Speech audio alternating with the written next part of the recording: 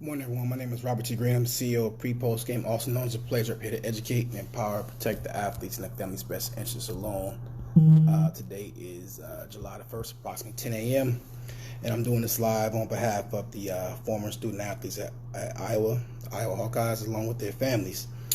22 years ago today, 22 days ago today, 10 a.m., courageous young mother named Sharonda Phelps, spoke out on behalf of her son and some of the things that happened regarding racism and bullying at the University of Iowa. And again, 22 days is a lot less than 22 years. 22 years of racism and bullying and systemic oppression is greater than 22 days of hiding, disparaging, and deflecting. The things that have happened over the last 22 days when these young men and parents spoke out about their children at the University of Iowa, Kirk Ferentz, Brian Ferentz, Chris Doyle, Gary Barta, media at large, have basically spent those 22 days dismissing, disengaging with the former athletes, disparaging them and their families, trying to find everything under the sun to discredit them for who they are and what they committed their time and energy and body to the University of Iowa.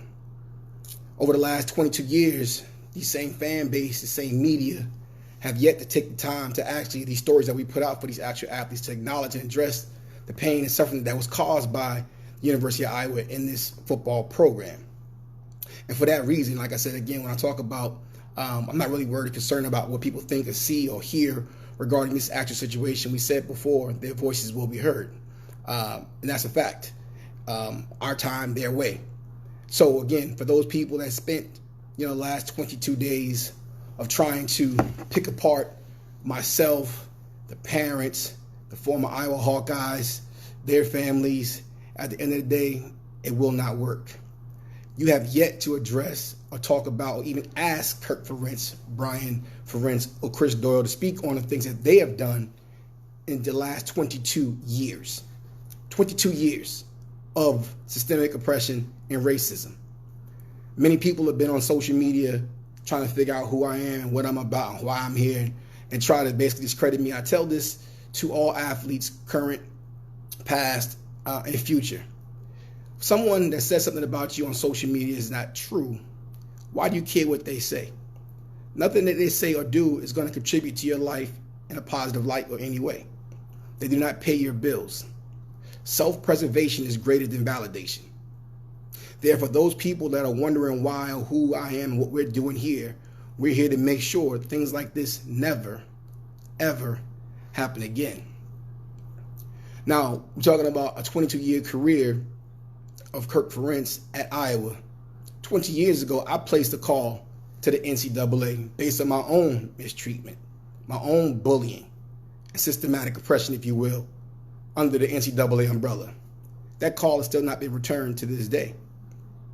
However, because of that direct reason is why me as the players rep is here and why my company Pre-Post Game provides the actual support, service, and actual direction that these uninformed, uneducated student athletes in the institution of higher learning does not get. I am not doing this for people to like me on social media. I am not doing this for followers.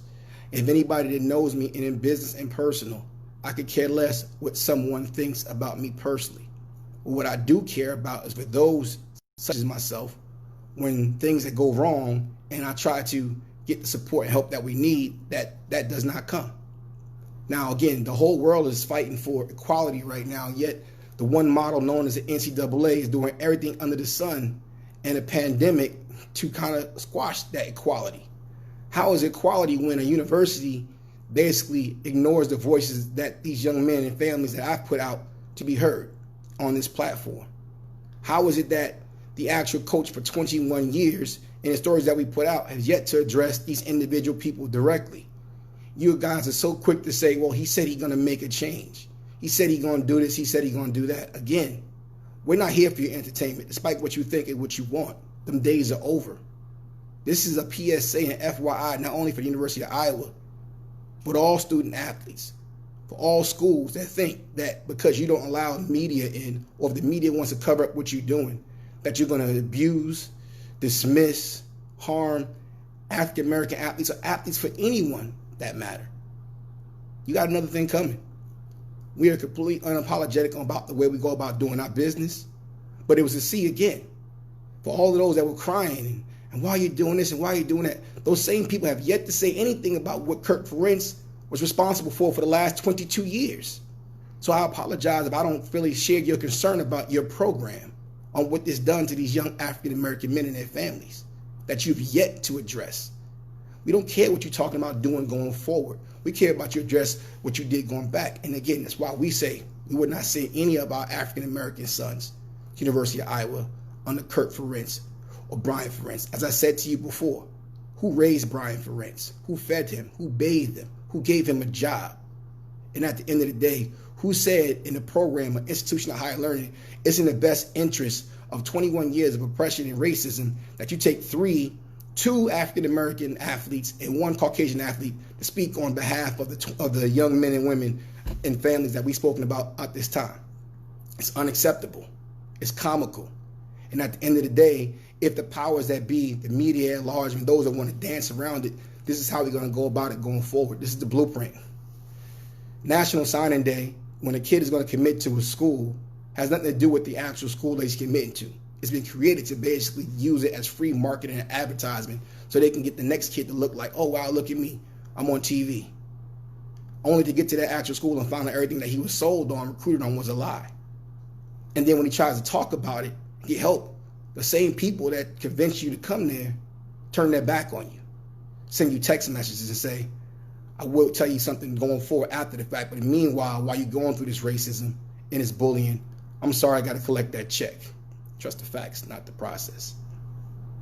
Again, for those of you that feel like 22 days, that's 10 a.m. 22 days ago, where Sharonda Phelps courageously spoke out, and you try to disparage her son, and talk about things about she wanted a scholarship there. And as I said yesterday, Iowa, you're not that good. No matter what her son did, no matter what any of these athletes did, these young athletes did, they were the byproduct of the system of Iowa to keep them quiet, to silence their voice. You had nothing to say about 20 years of basically where social media was speaking out that it was not well or not good. A story came out the other day, but you wasn't well about a coach telling a player, this is what you say on these notes versus what you want to say. You're okay with that. We put out a story the other day anonymously about an athlete that was called a black dumbass by Brian Ferentz, witnessed by the entire coaching staff and the majority of the team that was there. Now, we know how this works. The media can't speak on that. We wanted to be known. You didn't even ask them, local media or even outside media. Is this true? Well, that name will be released tomorrow publicly. So being called a black dumbass and being told by a coach you did nothing wrong, but yet you still have to apologize to Brian Ferentz, only to have Kirk Ferentz tell that same athlete that what I look like siding with the players. This is why the players rep is here. This is why pre-post game is here. And at the end of the day, until those things get rectified, which Kirk Ferentz, who had literally, like I said, been there for 21 years to create this monster, is not the person that we would send any African-American athlete to play for in this business. My name is Robert T. Green. I'm the CEO of Pre-Post Game, here to educate, empower, protect the athletes and the family's best interests alone. Be well, be blessed. And then now we're going on to, like I said, day 23, our time, their way. We're not done.